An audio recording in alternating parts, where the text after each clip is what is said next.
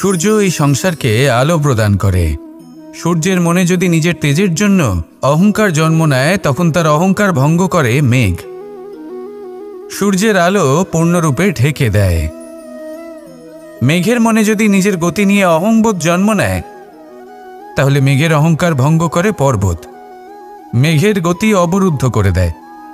এবার যদি পর্বত নিজের নিশ্চলতা নিয়ে অহংকার করে, তাহলে সেই অহংবোধ ভঙ্গ করে একটি মূষক, সেই বিশাল পর্বতে একটি ছিদ্র করে দেয়।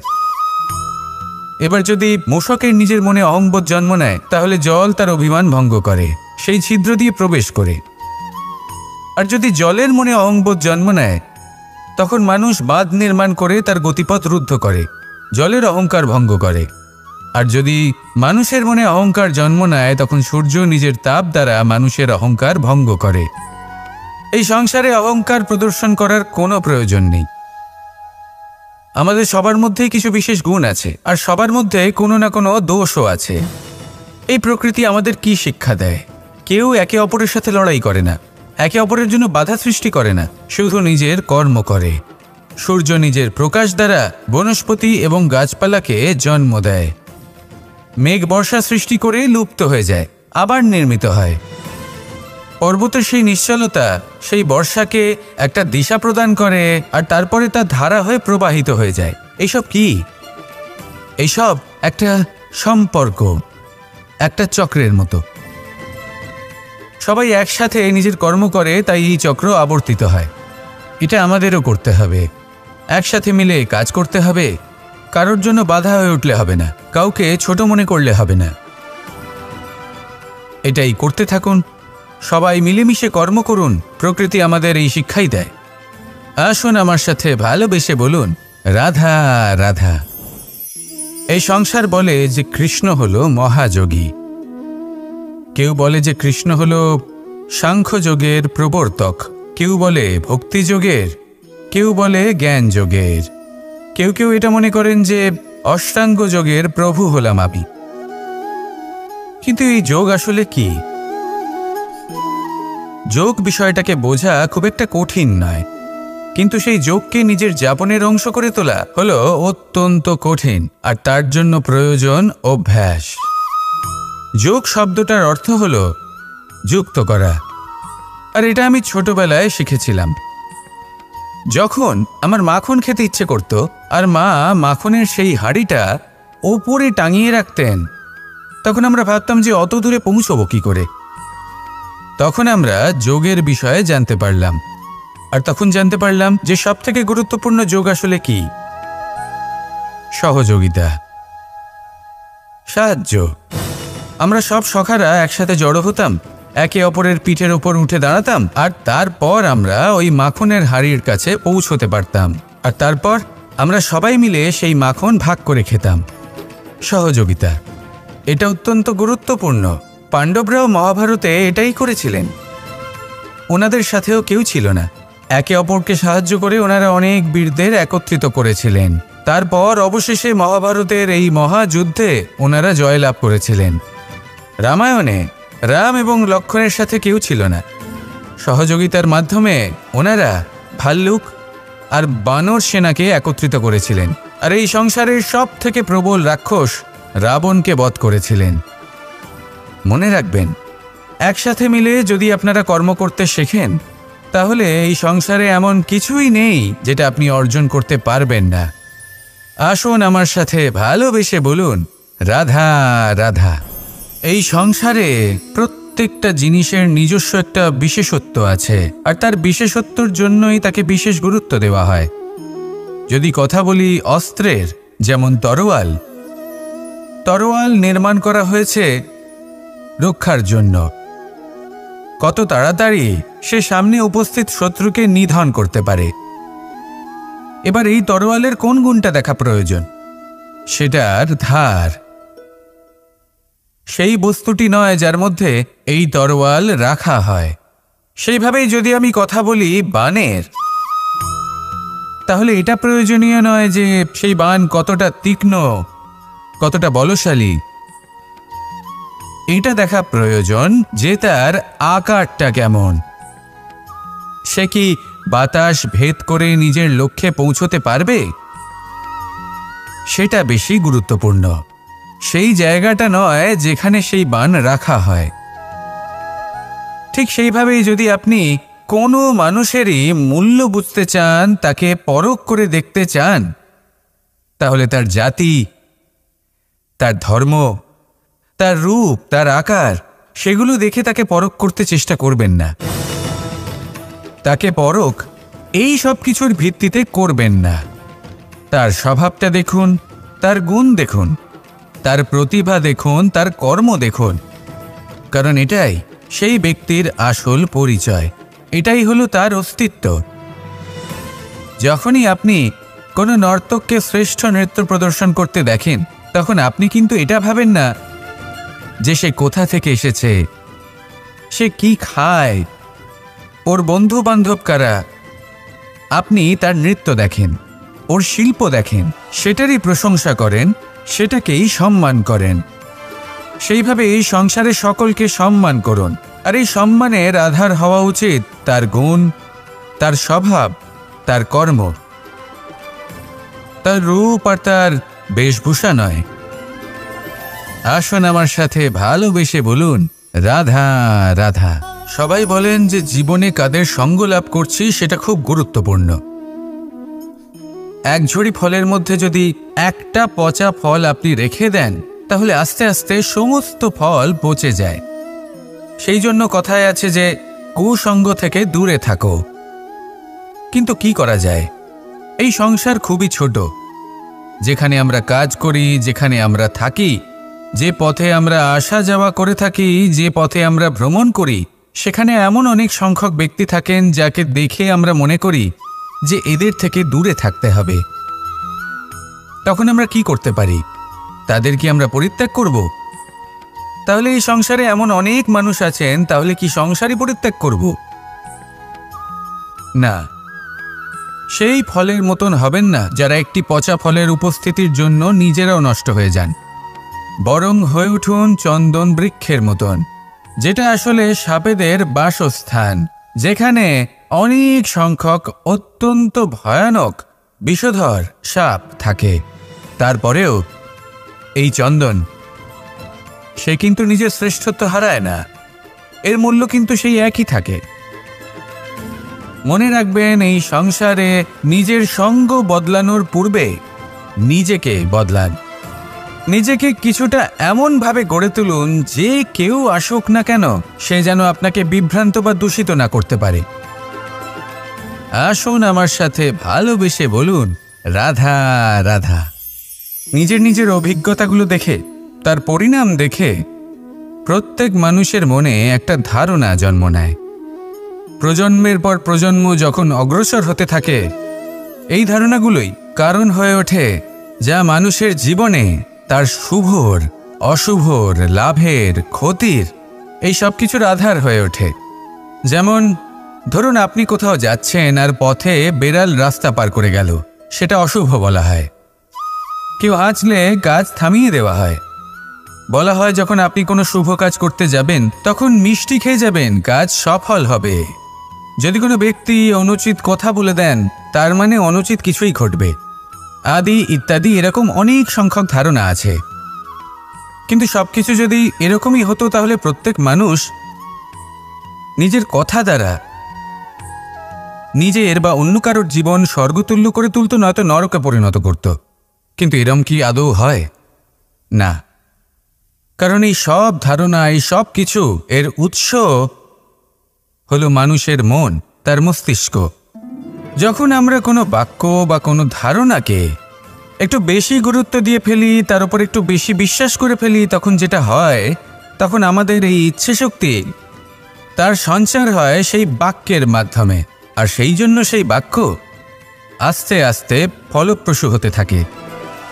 এটা হলো মানুষের মনের শক্তি, তার মস্তিষ্কের শক্তি। এটা কখনো ভুলে যাবেন না।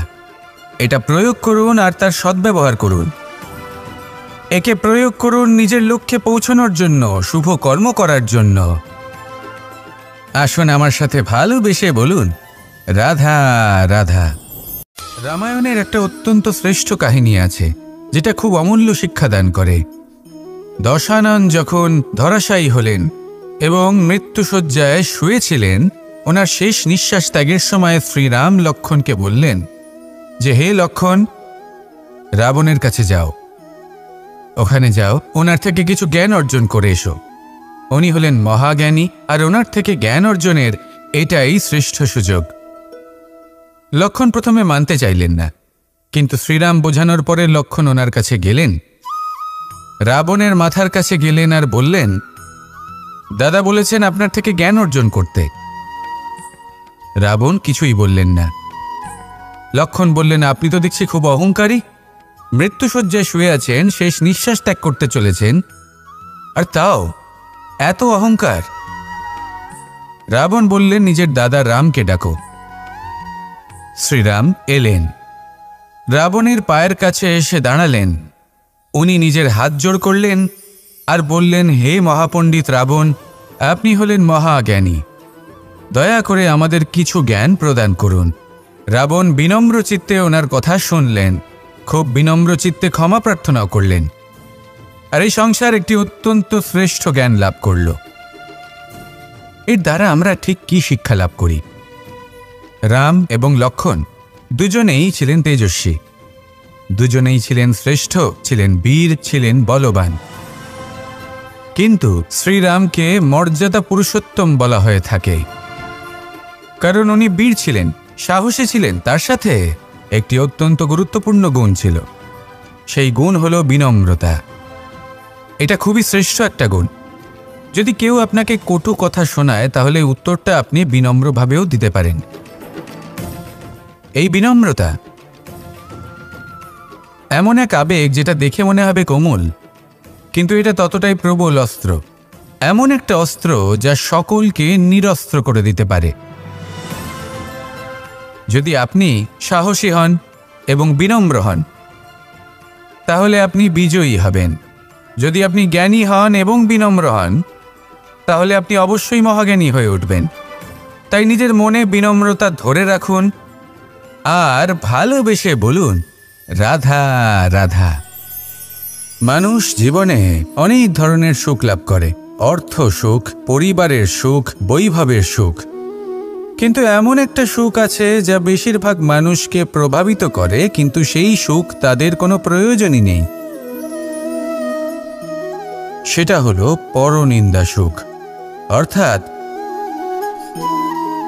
এমন কোনো ব্যক্তিকে নিয়ে নিন্দা করা, তার প্রতি অনুচিত শব্দ প্রয়োগ করা, কারণ সেই ব্যক্তিকে আপনি পছন্দ করেন না। আর এমন অনেক মানুষ আছেন যারা এই কাজ করে খুব আনন্দ লাভ করেন, যেটা করা উচিত নয়, কারণ এতে আপনার সময়, আপনার ঊর্জা, আপনার নিজের অন্তরের ইতিবাচক শক্তি আপনি নষ্ট করে ফেলছেন। আর এই সব কিছুই আপনার প্রয়োজন আছে। যাদেরকে আপনার পছন্দ নয়, সেই ব্যক্তির বিষয়ে কথাই বলবেন না। সেই সব ব্যক্তির দিকে মনোনিবেশ করুন যাদের আপনি ভালোবাসেন। সেই সব কাজে মন দিন যেগুলো আপনার ভালো লাগে। সেই বস্তুর দিকে নজর দিন যেগুলো আপনার প্রিয়, নিজের লক্ষ্যের দিকে, এই সব কিছুর দিকে নয়। এমনটা করলে আপনার জীবনে আপনি সেই সব বস্তুর দিকে নজর দিতে পারবেন যারা প্রকৃত অর্থে আপনার জীবন আরও শ্রেষ্ঠ করে তোলে। এমনটাই করুন, জীবন আরও অনেক বেশি সুন্দর হয়ে উঠবে। আর তখন এই মন প্রসন্ন হয়ে বলবে, রাধা রাধা। আজ আমরা আবার সাফল্য আর অসফলতার বিষয়ে কথা বলবো। সফল ব্যক্তি কে হয় এবং অসফল ব্যক্তি কে হয়, এই বিষয়ে আমরা আগে অনেকবার কথা বলেছি। প্রত্যেক ব্যক্তি সাফল্য লাভ করতে চান, কিন্তু প্রত্যেক ব্যক্তি সাফল্য লাভের এই কাজে সফল হতে পারেন না। এবার এটা কেন হয়, এর পেছনে কারণটা কি? কারণ হলো ভয়। সফল ব্যক্তি হলেন তিনি যিনি নিজের সিদ্ধান্ত দ্বারা এই সমস্ত সংসারকে বদলে দিয়ে থাকেন, এবং অসফল ব্যক্তি হলেন তিনি যিনি এই সংসারকে দেখে এর বিষয়ে ভেবে নিজের সিদ্ধান্ত বদলে ফেলেন। প্রয়োজন হল নিজের লক্ষ্যের বিষয়ে ভেবে দেখার। পথের বিষয়ে ভেবে দেখার। একবার যদি আপনি পথ নির্বাচন করে থাকেন, সেই পথে অগ্রসর হতে থাকুন আর তাতে অটল থাকুন। সবসময় দৃঢ় প্রতিজ্ঞ হন। আপনি যদি কোনো পথে টিকে থাকেন আর নিরন্তর পরিশ্রম করতে থাকেন, তবেই আপনার জীবনে সাফল্য আসবে। যদি কথায় কথায় লোকে কি ভাববে, লোকে কি বলবে, কথা ভেবে নিজের সিদ্ধান্ত পাল্টান, তাহলে কখনো নিজের লক্ষ্যে পৌঁছতে পারবেন না। আসুন আমার সাথে ভালোবেসে বলুন, রাধা রাধা। মানুষের 6টি বড় শত্রু রয়েছে, আর এরা অন্য কোথাও নয়, বরং মানুষের অন্তরেই বাস করে। এই 6টি শত্রু হল কাম, ক্রোধ, মোহ, লোভ, ঈর্ষা আর অহংকার। কিন্তু এরা কি চিরকাল আপনার শত্রু হিসেবেই থেকে যায়? এদেরকে নিজের বন্ধু করে তোলা কি সম্ভব নয়? ভেবে দেখুন না।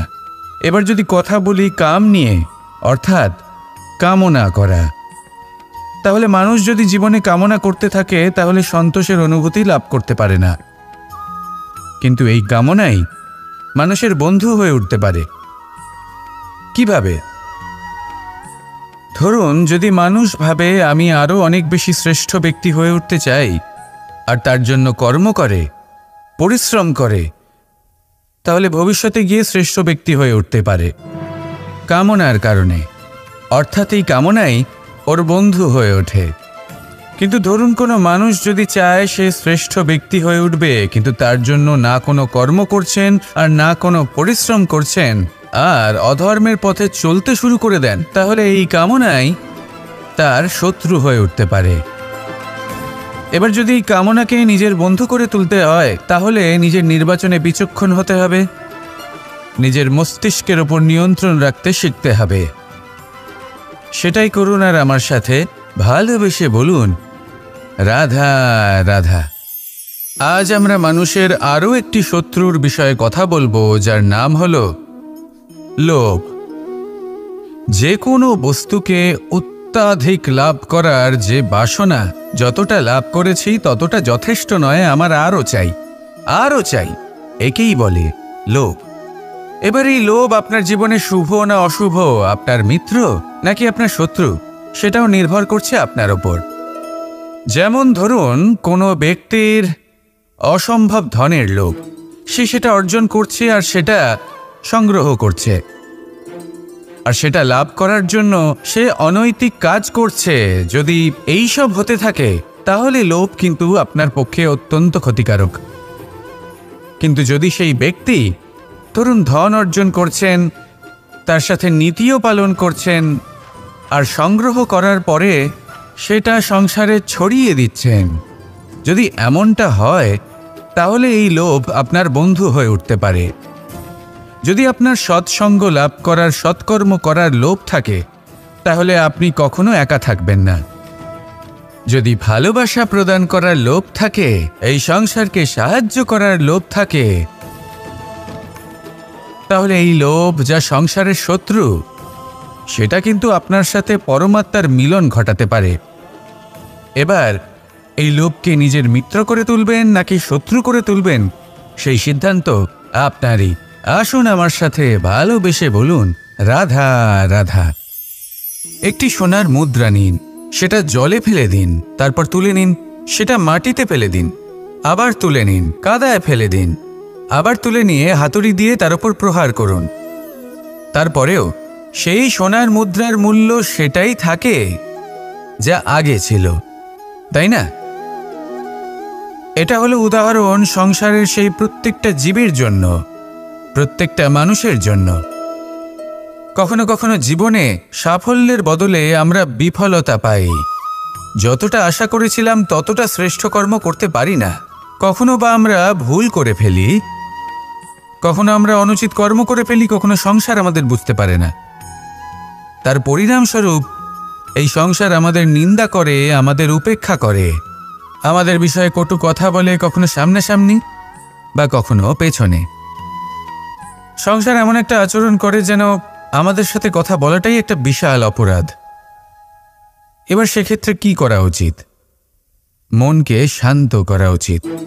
বেশিরভাগ ক্ষেত্রেই এমন সময় মানুষ এটা ভেবে বসে যে তার জীবনের কোনো মূল্যই নেই।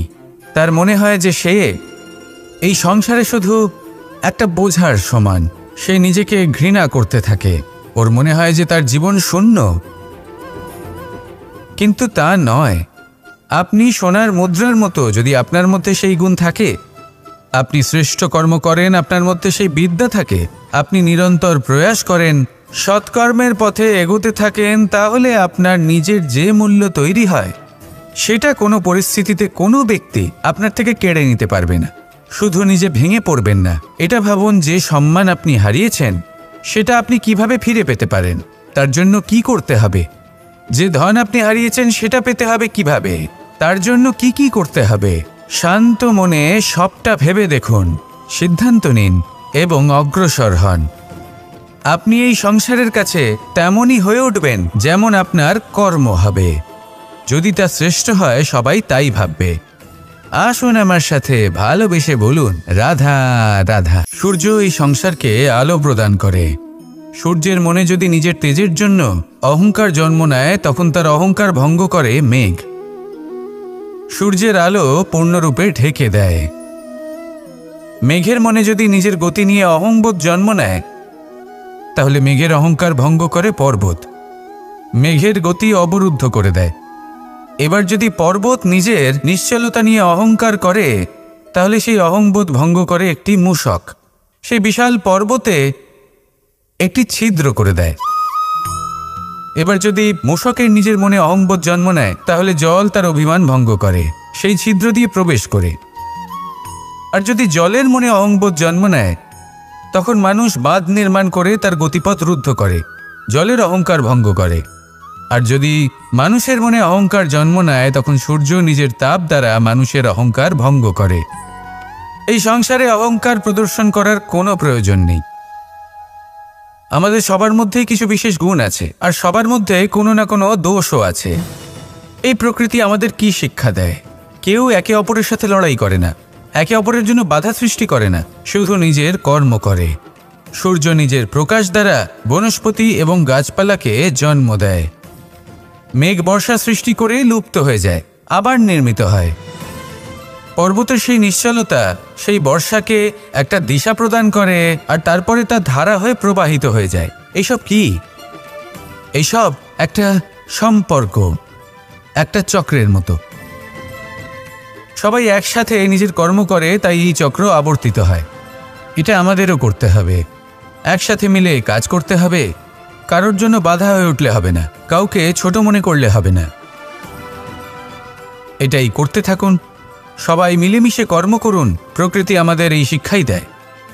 আসুন আমার সাথে ভালোবেসে বলুন, রাধা রাধা। এই সংসার বলে যে কৃষ্ণ হলো মহাযোগী। কেউ বলে যে কৃষ্ণ হলো সাংখ্যযোগের প্রবর্তক, কেউ বলে ভক্তিযোগের, কেউ বলে জ্ঞান যোগের, কেউ কেউ এটা মনে করেন যে অষ্টাঙ্গ যোগের প্রভু হলাম আমি। কিন্তু এই যোগ আসলে কি? যোগ বিষয়টাকে বোঝা খুব একটা কঠিন নয়, কিন্তু সেই যোগকে নিজের যাপনের অংশ করে তোলা হলো অত্যন্ত কঠিন, আর তার জন্য প্রয়োজন অভ্যাস। যোগ শব্দটার অর্থ হলো যুক্ত করা, আর এটা আমি ছোটবেলায় শিখেছিলাম। যখন আমার মাখন খেতে ইচ্ছে করত, আর মা মাখনের সেই হাঁড়িটা ওপরে টাঙিয়ে রাখতেন, তখন আমরা ভাবতাম যে অত দূরে পৌঁছবো কি করে। তখন আমরা যোগের বিষয়ে জানতে পারলাম, আর তখন জানতে পারলাম যে সবথেকে গুরুত্বপূর্ণ যোগ আসলে কি? সহযোগিতা, সাহায্য। আমরা সব সখারা একসাথে জড়ো হতাম, একে অপরের পিঠের ওপর উঠে দাঁড়াতাম, আর তারপর আমরা ওই মাখনের হাঁড়ির কাছে পৌঁছতে পারতাম, আর তারপর আমরা সবাই মিলে সেই মাখন ভাগ করে খেতাম। সহযোগিতা, এটা অত্যন্ত গুরুত্বপূর্ণ। পাণ্ডবরাও মহাভারতে এটাই করেছিলেন। ওনাদের সাথেও কেউ ছিল না। একে অপরকে সাহায্য করে ওনারা অনেক বীরদের একত্রিত করেছিলেন। তারপর অবশেষে মহাভারতের এই মহাযুদ্ধে ওনারা জয়লাভ করেছিলেন। রামায়ণে রাম এবং লক্ষ্মণের সাথে কেউ ছিল না। সহযোগিতার মাধ্যমে ওনারা ভাল্লুক, আর বানর সেনাকে একত্রিত করেছিলেন, আর এই সংসারের সব থেকে প্রবল রাক্ষস রাবণকে বধ করেছিলেন। মনে রাখবেন, একসাথে মিলে যদি আপনারা কর্ম করতে শেখেন, তাহলে এই সংসারে এমন কিছুই নেই যেটা আপনি অর্জন করতে পারবেন না। আসুন আমার সাথে ভালোবেসে বলুন, রাধা রাধা। এই সংসারে প্রত্যেকটা জিনিসের নিজস্ব একটা বিশেষত্ব আছে, আর তার বিশেষত্বর জন্যই তাকে বিশেষ গুরুত্ব দেওয়া হয়। যদি কথা বলি অস্ত্রের, যেমন তরোয়াল। তরোয়াল নির্মাণ করা হয়েছে রক্ষার জন্য। কত তাড়াতাড়ি সে সামনে উপস্থিত শত্রুকে নিধন করতে পারে। এবার এই তরোয়ালের কোন গুণটা দেখা প্রয়োজন? সেটার ধার। সেই বস্তুটি নয় যার মধ্যে এই তরোয়াল রাখা হয়। সেইভাবেই যদি আমি কথা বলি বানের, তাহলে এটা প্রয়োজনীয় নয় যে সেই বান কতটা তীক্ষ্ণ, কতটা বলশালী। এটা দেখা প্রয়োজন যে তার আকারটা কেমন। সে কি বাতাস ভেদ করে নিজের লক্ষ্যে পৌঁছতে পারবে? সেটা বেশি গুরুত্বপূর্ণ। সেই জায়গাটা নয় যেখানে সেই বান রাখা হয়। ঠিক সেইভাবেই যদি আপনি কোনো মানুষেরই মূল্য বুঝতে চান, তাকে পরখ করে দেখতে চান, তাহলে তার জাতি, তার ধর্ম, তার রূপ, তার আকার, সেগুলো দেখে তাকে পরখ করতে চেষ্টা করবেন না। তাকে পরখ এই সব কিছুর ভিত্তিতে করবেন না। তার স্বভাবটা দেখুন, তার গুণ দেখুন, তার প্রতিভা দেখুন, তার কর্ম দেখুন, কারণ এটাই সেই ব্যক্তির আসল পরিচয়। এটাই হলো তার অস্তিত্ব। যখনই আপনি কোনো নর্তককে শ্রেষ্ঠ নৃত্য প্রদর্শন করতে দেখেন, তখন আপনি কিন্তু এটা ভাবেন না যে সে কোথা থেকে এসেছে, সে কি খায়, ওর বন্ধু বান্ধব কারা। আপনি তার নৃত্য দেখেন, ওর শিল্প দেখেন, সেটারই প্রশংসা করেন, সেটাকেই সম্মান করেন। সেইভাবে এই সংসারে সকলকে সম্মান করুন। আর এই সম্মানের আধার হওয়া উচিত তার গুণ, তার স্বভাব, তার কর্ম, তার রূপ আর তার বেশভূষা নয়। আসুন আমার সাথে ভালোবেসে বলুন, রাধা রাধা। সবাই বলেন যে জীবনে কাদের সঙ্গ লাভ করছি সেটা খুব গুরুত্বপূর্ণ। এক ঝুড়ি ফলের মধ্যে যদি একটা পচা ফল আপনি রেখে দেন, তাহলে আস্তে আস্তে সমস্ত ফল পচে যায়। সেই জন্য কথায় আছে যে কুসঙ্গ থেকে দূরে থাকো। কিন্তু কি করা যায়? এই সংসার খুবই ছোট। যেখানে আমরা কাজ করি, যেখানে আমরা থাকি, যে পথে আমরা আসা যাওয়া করে থাকি, যে পথে আমরা ভ্রমণ করি, সেখানে এমন অনেক সংখ্যক ব্যক্তি থাকেন যাকে দেখে আমরা মনে করি যে এদের থেকে দূরে থাকতে হবে। তখন আমরা কি করতে পারি? তাদের কি আমরা পরিত্যাগ করব? তাহলে এই সংসারে এমন অনেক মানুষ আছেন, তাহলে কি সংসারই পরিত্যাগ করব? না, সেই ফলের মতন হবেন না যারা একটি পচা ফলের উপস্থিতির জন্য নিজেরাও নষ্ট হয়ে যান। বরং হয়ে উঠুন চন্দন বৃক্ষের মতন, যেটা আসলে সাপেদের বাসস্থান, যেখানে অনেক সংখ্যক অত্যন্ত ভয়ানক বিষধর সাপ থাকে। তারপরেও এই চন্দন, সে কিন্তু নিজের শ্রেষ্ঠত্ব হারায় না। এর মূল্য কিন্তু সেই একই থাকে। মনে রাখবেন, এই সংসারে নিজের সঙ্গ বদলানোর পূর্বে নিজেকে বদলান। নিজেকে কিছুটা এমনভাবে গড়ে তুলুন যে কেউ আসুক না কেন, সে যেন আপনাকে বিভ্রান্ত বা দূষিত না করতে পারে। আসুন আমার সাথে ভালোবেসে বলুন, রাধা রাধা। নিজের নিজের অভিজ্ঞতাগুলো দেখে, তার পরিণাম দেখে প্রত্যেক মানুষের মনে একটা ধারণা জন্ম নেয়। প্রজন্মের পর প্রজন্ম যখন অগ্রসর হতে থাকে, এই ধারণাগুলোই কারণ হয়ে ওঠে যা মানুষের জীবনে তার শুভর, অশুভর, লাভের, ক্ষতির, এই সব কিছুর আধার হয়ে ওঠে। যেমন ধরুন, আপনি কোথাও যাচ্ছেন আর পথে বেড়াল রাস্তা পার করে গেল, সেটা অশুভ বলা হয়। কেউ হাঁচলে কাজ থামিয়ে দেওয়া হয়। বলা হয় যখন আপনি কোনো শুভ কাজ করতে যাবেন, তখন মিষ্টি খেয়ে যাবেন, কাজ সফল হবে। যদি কোনো ব্যক্তি অনুচিত কথা বলে দেন, তার মানে অনুচিত কিছুই ঘটবে, আদি ইত্যাদি এরকম অনেক সংখ্যক ধারণা আছে। কিন্তু সবকিছু যদি এরকমই হতো, তাহলে প্রত্যেক মানুষ নিজের কথা দ্বারা নিজের বা অন্য কারোর জীবন স্বর্গতুল্য করে তুলত, নয়তো নরকে পরিণত করত। কিন্তু এরম কি আদৌ হয়? না। কারণ এই সব ধারণা, এই সব কিছু এর উৎস হলো মানুষের মন, তার মস্তিষ্ক।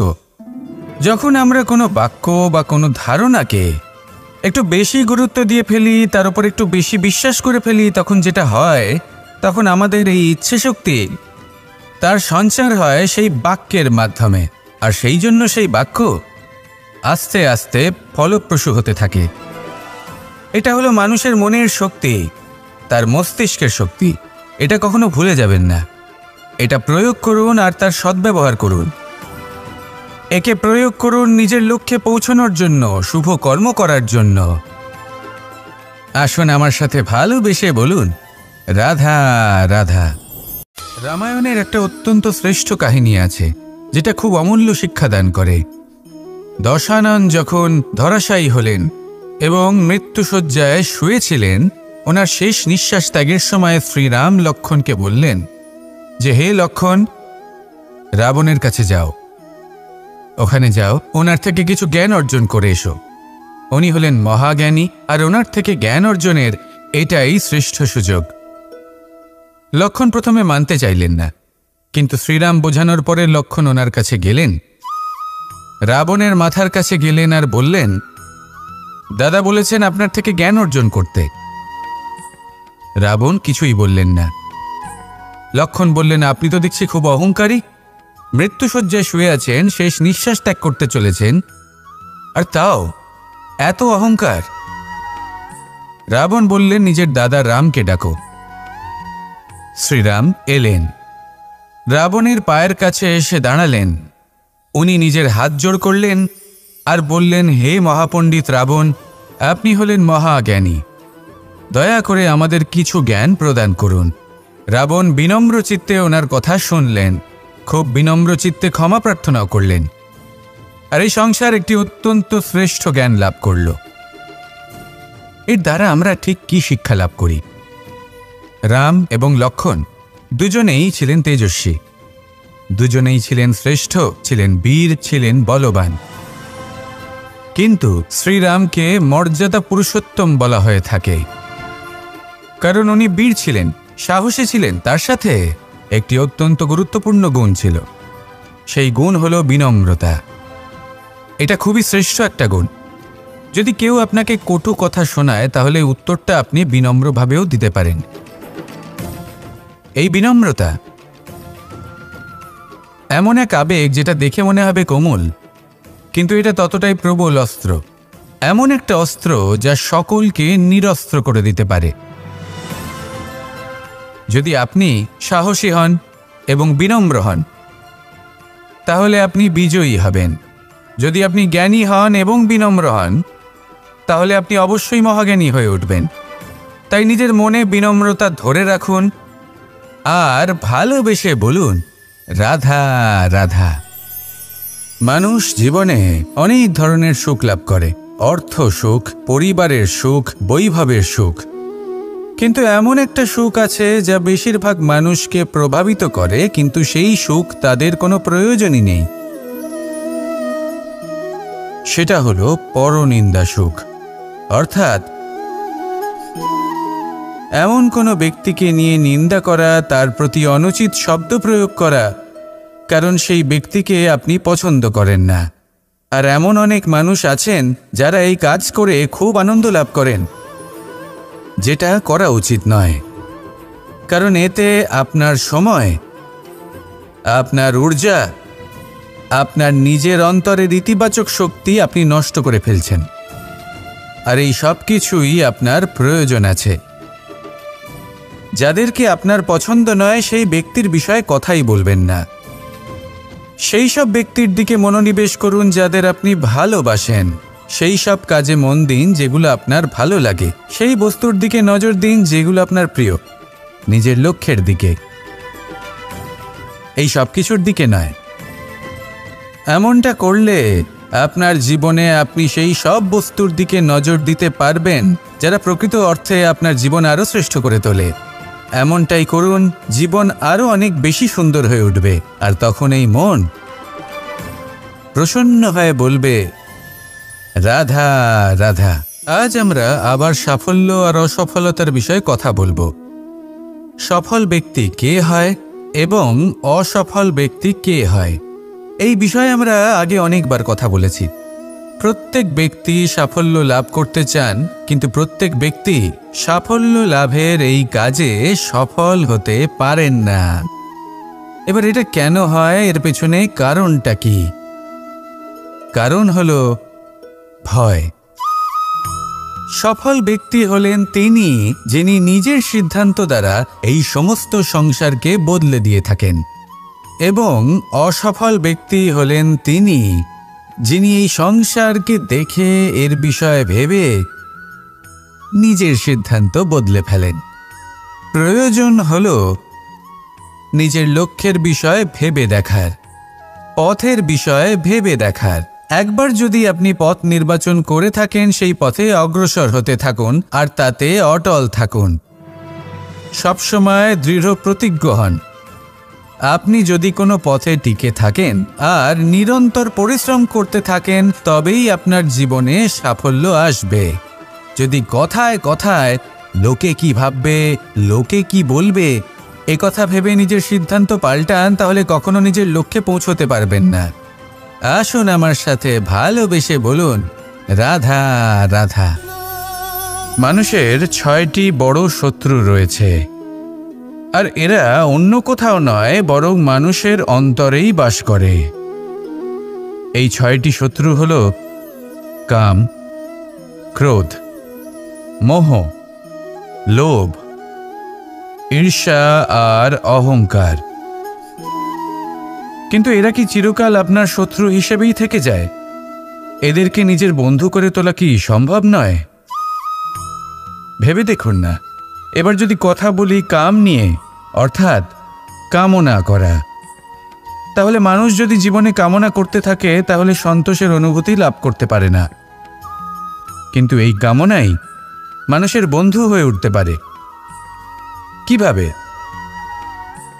ধরুন, যদি মানুষ ভাবে আমি আরও অনেক বেশি শ্রেষ্ঠ ব্যক্তি হয়ে উঠতে চাই, আর তার জন্য কর্ম করে, পরিশ্রম করে, তাহলে ভবিষ্যতে গিয়ে শ্রেষ্ঠ ব্যক্তি হয়ে উঠতে পারে কামনার কারণে।